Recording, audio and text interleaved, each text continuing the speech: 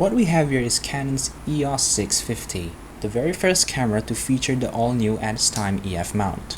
The EF mount was a revolutionary new design because back then, cameras were using the FD mount, and the FD mount had a physical contact which over time would be more susceptible to wear and tear. One of the greatest features about the EF mount is that it's extremely compatible with almost every other lens and body ever made since the 650 came out.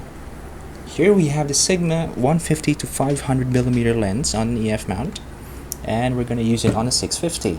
So I'm going to do some focusing here. You can see the focusing meter. I'm going to start focusing. As you can see, it works completely fine.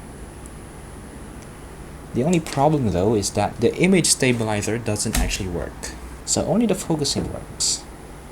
Although to be fair, this is a third-party lens. It wasn't designed to be used with third-party lenses back in the day. The 650 is a very simple camera to use, and it's also relatively light at just 660 grams. It's made of all plastic, so it's not terribly durable. You wouldn't want to expose it to shock or knocks because it's never going to break. It's not a super tough camera, but it is very simple to use. Here's the mode dial. If you want to turn it on, just go once to the left, and this activates the silent mode. So whenever you focus, all you get is just a flash inside. Turn it once more to activate the beeper, which can be a bit annoying. I'll try to demonstrate. That's the beeping you get if you can't get a focus, so it's very annoying. And also there's another mode, the last one, which is fully automatic. It's denoted by the rectangle here. Now this also has the annoying beep, so I really recommend just using it in the A position. It's got a few modes, very few in fact. You've got manual, program, shutter priority, aperture priority, and depth. And it uses standard 35mm.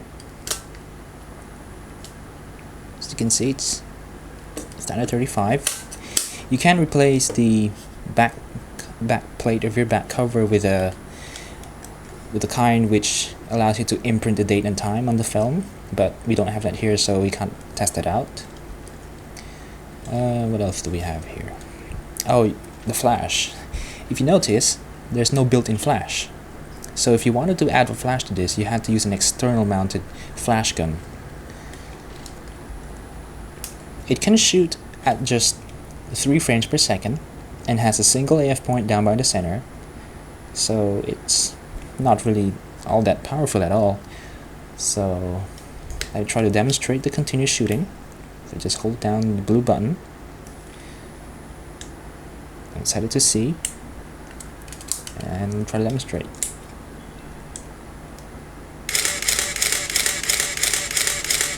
So that's 3 frames per second, not terribly fast, but it works. It's pretty cool.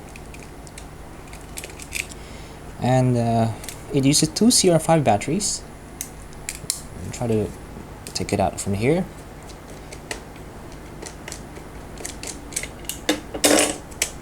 Here's the battery. Now these kind of batteries at this date are getting a little bit rare now. They're kind of expensive too. You can still find them on the cheap if you know where to look. These ones can last quite a while, especially since the camera doesn't really use all that much power. So you can buy a few of these and you could probably last quite a long time. Also, you'll notice that the grip is removable.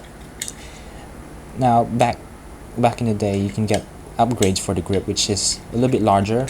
So now the camera will actually be a bit big, and it won't really sit flush on the ground like you see now.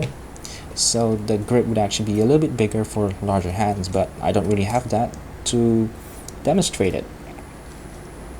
I just have the plain version over here. 650. It's a very simple camera. So that's it. The 650 is a very simple camera, very easy to use.